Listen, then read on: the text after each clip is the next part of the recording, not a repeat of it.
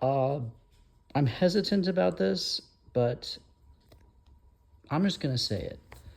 I'm not saying that this is what's going to happen, but this is what, I don't even want to say like this could happen, but like, what if this happened? The entire Bible says we are saved by grace through faith alone. It is not of ourselves. It is the gift of God. Which, a gift of God. Like, when was the last time someone was like, here's a gift. Oh, but can you, before I give it to you, can you do a bunch of this stuff for me? Or they give it to you and you're like, hey, I gave you that gift. That means now you have to do a bunch of stuff for me. Like, that's not how anything, like every single verbiage in the Bible, faith, grace, gift, like, believe. You can't lose. It's all of this. Like, it's not having sin in your life has never once gotten someone to heaven. Now, what could happen? I have all sorts of ideas of what could happen, but I'm just going to say it. Like, what if, like, the Bible says all this stuff about what happens, like the Antichrist comes, what the angels do, and all this sorts of stuff. And honestly, like I thought of all these things. The Quran actually says says one of the things the devil could do is literally take stuff that actually happens in the Bible and try to like reverse it or make it a way so that what people think is actually the Christ is actually the Antichrist, is actually what the Quran says.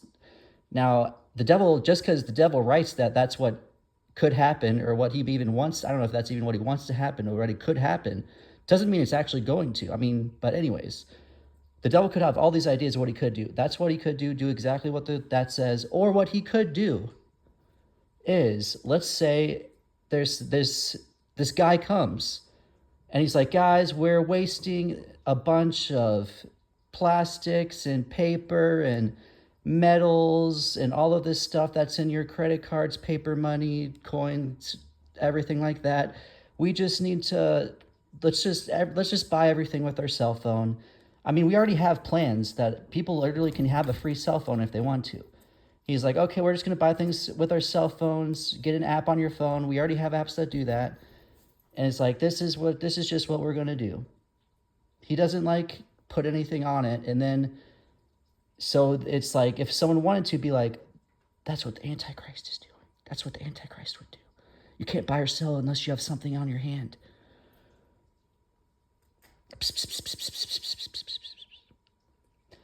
And then I don't want to like fully think out the entire process of what this guy's going to do, but what the devil would do is then he's going to come out with the actual Antichrist is actually could claim to be God, the Son of God.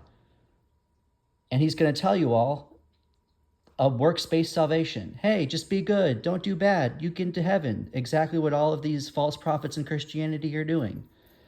And all of you false prophets in Christianity saying you can lose salvation, you have to have no sin in your life. And then this guy comes along, says he's the Son of God, and even God. But how is he going to actually help convince these Christians to believe him? Well, he had this, this guy over here that already made them think, oh, the mark already came.